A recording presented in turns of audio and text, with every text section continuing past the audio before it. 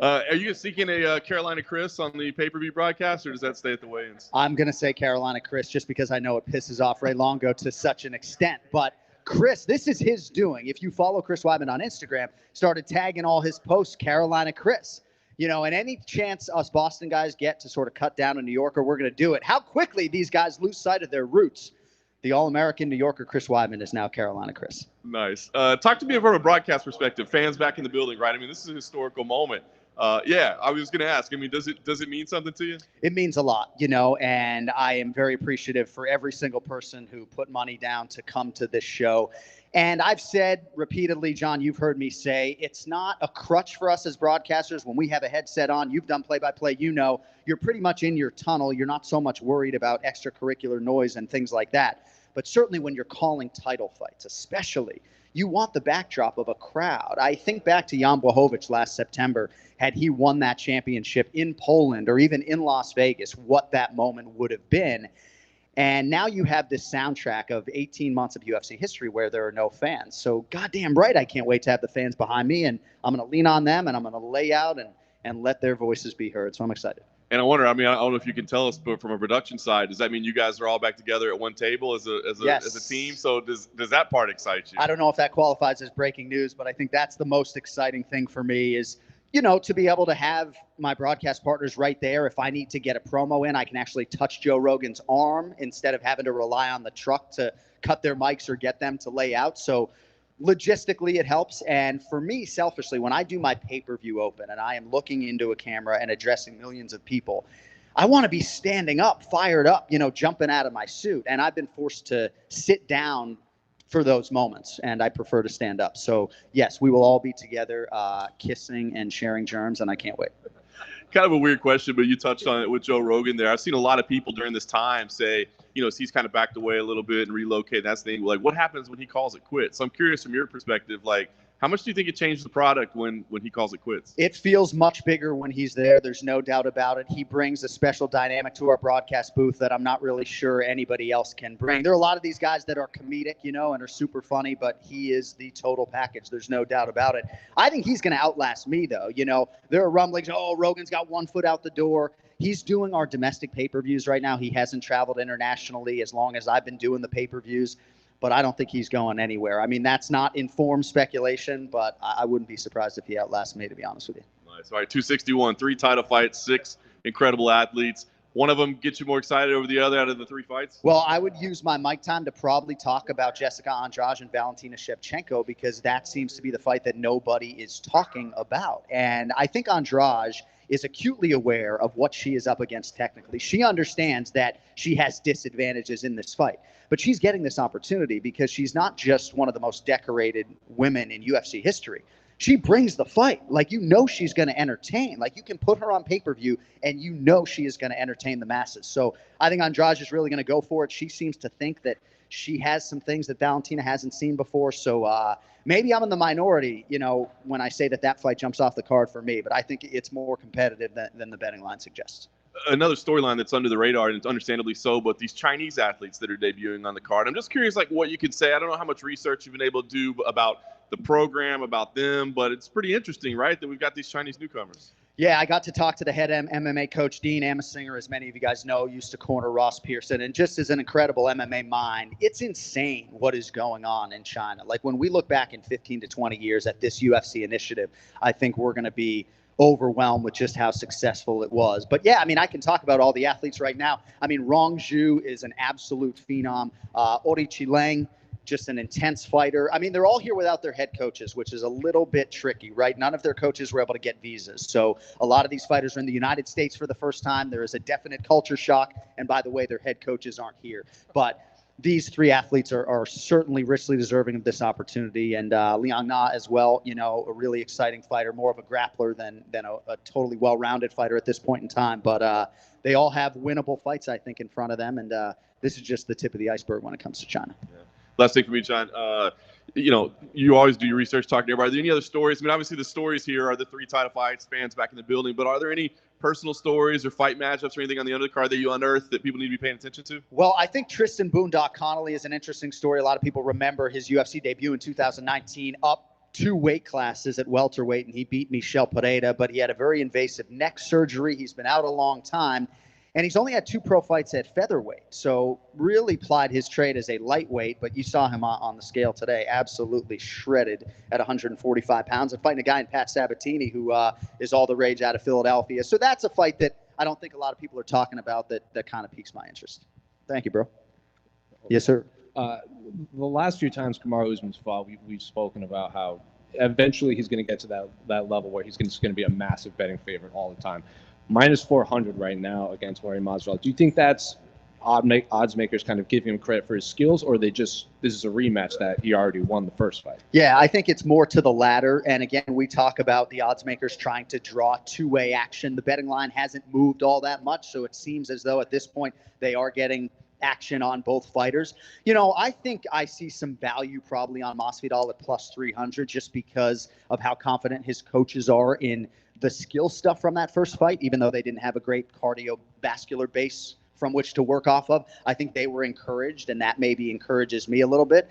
But hey, man, I mean, we talk about this stuff all the time. It's like Kamaru Usman, if you have bet on this guy, you've cashed every goddamn ticket. So don't overthink it, right? If you have the resources to lay minus 400, might as well take the plunge. And looking at the Valentina fight, like her last fight, she was like minus 1,800. Before that, minus 1,100. Now she's only like minus 500. This is like the closest she's been in a while. Do you think that's because the last fight there were some moments that Jennifer Maia shined? Do you think it's because Valentina has shown that she's not unbeatable, or is that just they're giving Jessica Andrade the respect she deserves? I think it's twofold. I think there is some residual effect from the Jennifer Maia fight, even though I'm not sure how much stock people should be putting into little instances in that fight. But I think this is about Jessica Andrade and what she has accomplished. Full disclosure, I thought she beat Rose Namajunas in the rematch. Rose was bloodied and battered after that fight. So Andrade is world class, and she's so smart. You can't see how smart she is because she doesn't speak English. But when she speaks Brazilian, I mean, she is an unbelievable MMA mind. And yeah, I think that I see value on that side. But Valentina, man, is just a straight killer. And her appetite for just like overall well-roundedness as an athlete and a human being is like nothing I've ever seen before. But I just think fighting a former champion, expect the line to be a little bit closer. And then finally, Uriah Hall's looked better than ever. His last 2 fights. This is a rematch that he said he's wanted for a while. Chris Weidman's probably at a different part of his career. Chris Weidman's the betting favorite, though, in this fight. So what do you make of those ones? Well, it's funny. When we did our podcast on Monday, Uriah Hall was favored. So it's pretty close. And you're breaking news to me that Weidman is now the favorite.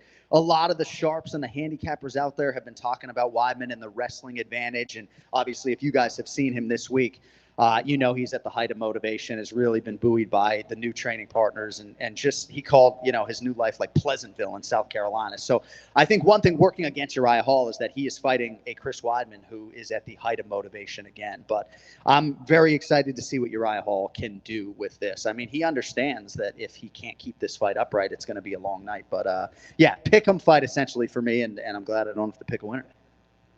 Hey, John, right here. So, John, I think you remember there's a lot of you, even though it's mostly your voice, the cameras do watch you, and it produces things like that iconic shot, you, DC, and Rogan reacting to the knockout. Knowing that the camera is on, when there's a big finish, are you aware that, like, oh, this might end up going viral when you react? I know that they're only going to my camera if they don't have anything good from Rogan or DC. Now that we're all together, maybe you'll have some of those group shots again, but not even thinking about it, man. Super embarrassing for my family and my wife when they run those things back. I look like a complete fucking asshole. Sorry. But no, I'm not thinking about that. I mean, there's so much going on, as you guys know, with this broadcast, 8 hours on a headset, constant communication with the truck. Half the time I'm calling a fight, I'm sitting on a promo card trying to get that in. So last thing I'm thinking about in a big moment is that it might be reproduced on camera. But I don't know. Maybe I'll think about it tomorrow night now that you got me thinking about it. But no. I know we got a big card tomorrow, but coming up next month, the return of Nate Diaz. You have the iconic 209 tattoo. I was just wondering, what are your thoughts on him coming back? I love the Diaz brothers. Nick Diaz was the guy that really got me into mixed martial arts as a fan, and I just love it. I absolutely love it. As I've said repeatedly, Nate is only going to fight the guys that he believes are deserving of that platform and that showcase. Nate knows that he represents one of the biggest fights in the sport for anybody that he's going to fight, and Leon Edwards obviously qualifies and has a ton of momentum. I think it's going to be a tall task for Nate with the layoff to come in and beat a guy like Leon Edwards, who is just streaking like hell at 170 pounds. But, dude, there's nothing like having a Diaz brother on the card. Can't wait. My final question, and this is a little more particular, but obviously Rose had some comments, about Weili leading up to it, and this is part of the fight. This is part of the story going in. It's a hot button topic. So how do you address, that part of the story when you guys talk about the fight on the broadcast? So I don't plan my walkout necessarily, right? And there are a lot of different things that go into the broadcast. We might have a sideline report that takes the walk. I don't know how long Joe or DC are going to go. And trying to get into something like that once the fight starts is almost impossible. And there's so much good juice that doesn't have to do with that it's not necessarily at the forefront of my mind as to something that I need to get in there. I do think, as someone who has Lithuanian blood myself, that Rose Namajunas' passion about Lithuania and what her people have been through, that's the rub for me. I mean, that's what I would lean into more than anything, controversial about her comments. And I think she stepped back a little bit from them here during fight week. So I probably didn't answer your question as directly as you would have liked, but for me, it's not at the forefront of my mind to try to find a way to force that into the broadcast. Okay, thank you, John, and have a good show. Thank you, man. Good. John, over here on your left. Hi. So obviously we're all excited to have the fans back, but will you miss hosting events without the crowd at all? I don't think I will. I think my higher profile celebrity broadcast partners are going to miss just some of the conveniences of going to the bathroom without being bothered and things like that. But no, there's no silver lining or upside for me to doing these fights without a crowd. The fans are the lifeblood of this sport. I'm not sure fans mean as much to any other sport as they do to us. And that's not promotional speak. I really believe that. So, no. I mean, I'll go back to the Apex when they call my number, but I want to call fights with fans, no doubt. All right. And what's one fight that isn't scheduled right now that you'd love to see happen by the end of 2021? Khamzat Chimaev versus Colby Covington. Wow. I mean, right? I mean, I just was so fascinated by the Chimaev-Leon Edwards fight just to see how Khamzat would handle someone like that. So I'm just dying to see if Chimaev can handle these truly elite fighters, because if there's any knock on him now, it's really only the strength of schedule. So Chimaev really against any of those top guys, but I'm hoping it's Covington. And last one for me, John, as a fellow Patriots fan, I got to get your reaction to Julian Edelman's retirement. What a stud, man. I mean, you talk about maximizing your utility. And I do hope that he gets to Canton in the Pro Football Hall of Fame. I think he absolutely deserves it when you look at what he was able to accomplish in the postseason. And seemingly he's a better dude and a better teammate than he is a football player. So sorry to see him go, not necessarily on his terms because of the health issues, but got a lot of rings and a Super Bowl MVP trophy and all-time great Patriot. Hopefully he gets to Canton. Thanks, John. Thanks, man. Be good? Thank you.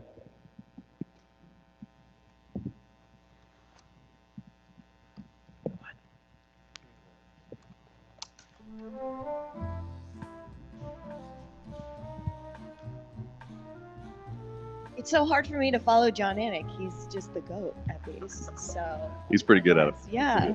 Well, talk about from your perspective. I mean, he just said, fans back in the building changes everything for him. I mean, is it the same for you? It definitely changes everything for me as well. Obviously, I think all of us love the atmosphere of fans, and there's fights where you're like, man, this would have been so great to have a packed house. You almost feel like those athletes deserve to have, the standing ovation after performances.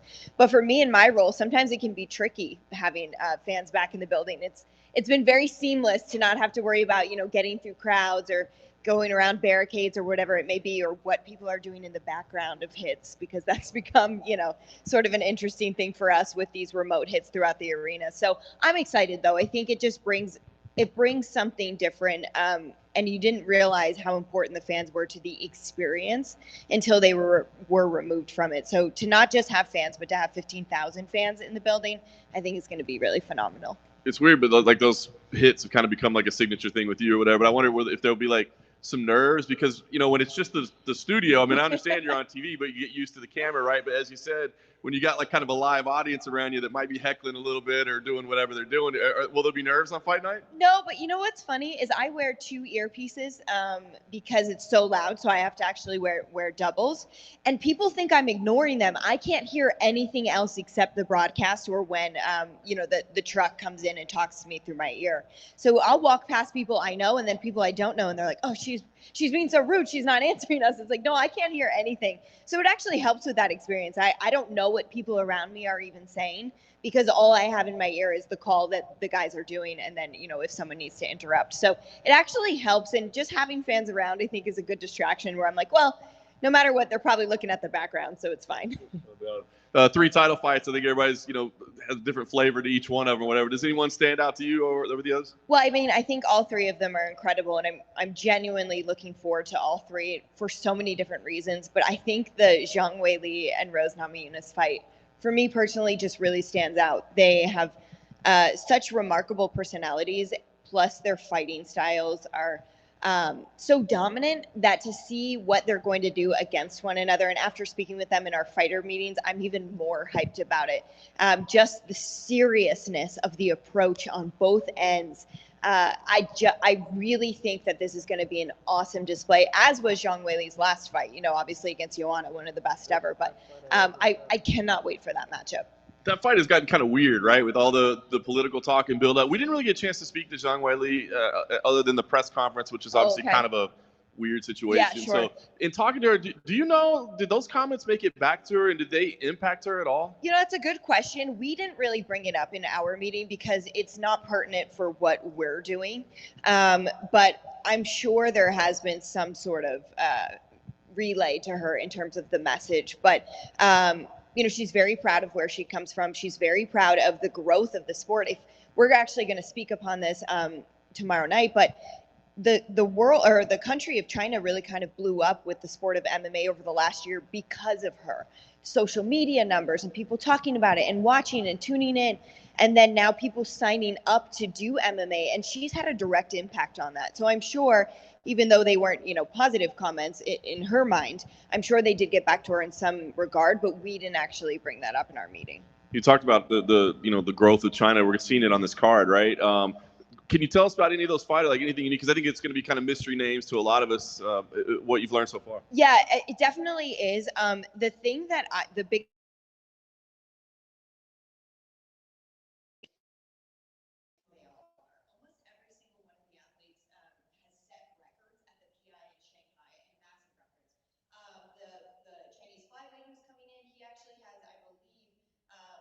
set a record even stronger than Francis Ngannou for punching power. And they were giving me some statistics that I didn't exactly.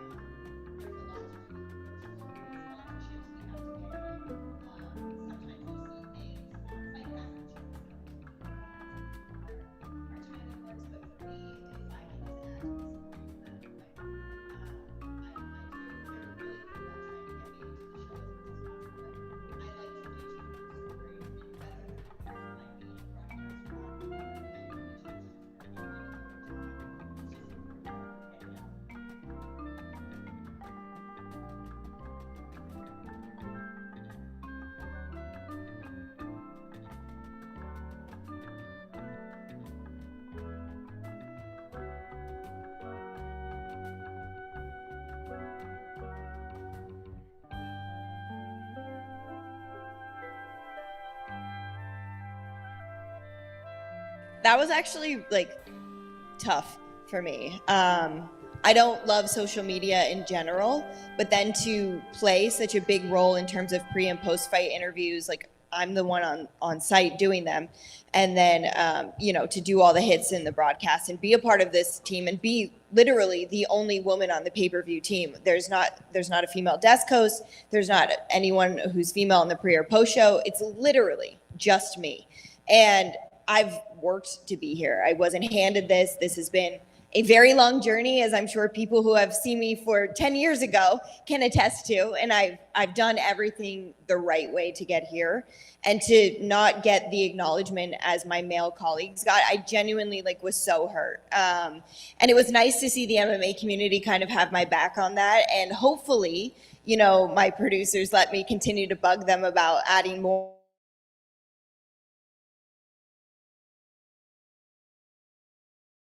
It's unfortunately something that the women in this room have dealt with before and will continue to deal with. And I don't think he did it on purpose. I don't think there was any malintent. I don't think he was trying to be rude by any means. I just think it didn't really matter to him. So to know that I've been traveling through this pandemic, I've been, the one adding the reporter role to all of these cards through this really trying time, and he didn't care to notice enough. That's on him, and we'll just keep doing what we do, and eventually, people aren't going to be able to ignore it anymore.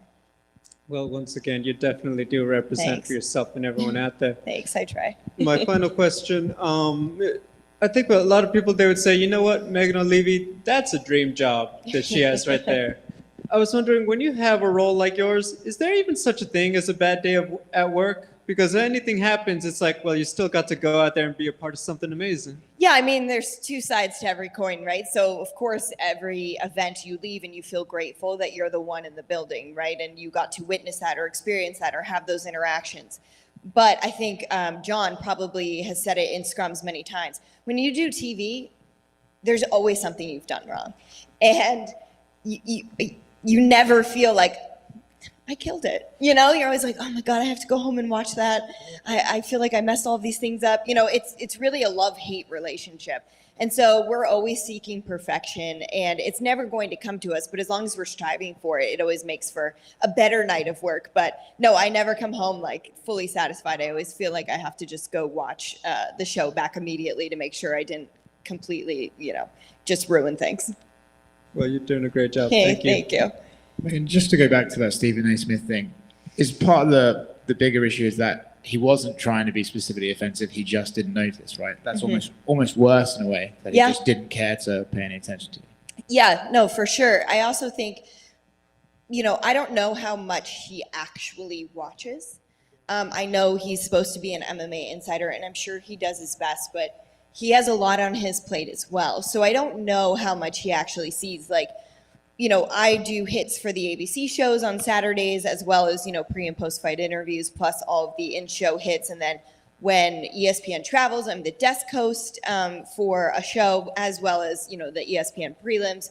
So I wear a lot of hats throughout the weekends, and I am, a part of the broadcast in a big capacity. And yeah, the fact that he didn't notice, again, I don't want to make it about me and be like, oh, he didn't notice me. I just don't know how much he was genuinely paying attention. But I wonder if maybe he was also helped with the tweet, if maybe it was just, oh, hey, here are the people on the broadcast, because I don't know if he knows everybody in general. So yeah, it's difficult to be overlooked and not take it personally. I've tried not to, and I've tried to just use it as a moment. I don't want to say a learning moment, but for me to just realize, well, it doesn't really matter if people notice you or not. I think what I do and what I add is important, especially when I'm able to tell stories of these athletes that maybe there's not time in a fight to get to. If I have 30 seconds and can do that important hit, and they're not all going to be, these life-changing walkout reports, but some of them are going to be very valuable to their family that's watching at home. I just have to realize that's important to me, and that's what I have to do. For what it's worth, you're consistent and high profile enough that he should have noticed you. I don't think that's up for debate. Thanks. Yeah. I'm assuming you never heard back from him? No, I didn't. And funny enough, Stephen A. Smith and I have actually had really nice conversations in person. And so I think I was actually like, oh, cool. Okay. Like, we'll talk about fights when we're in the same room, but I guess it doesn't really matter. And I'm sure with the amount of replies there were, I'm sure he saw at least some of them, verified accounts or whoever it may be. I mean, one of my friends who's an actor from Always Sunny, which is a massive TV show, even, it's a great show. was retweeting and liking things as well. So I'm like, well, I know you've seen some of it, but it'd be nice if, one day he's like, oh shit, how did I not see this? And, but I don't think that's the character we're dealing with. Anyone else? Cool. Thanks, guys. We love you, Megan. Thanks.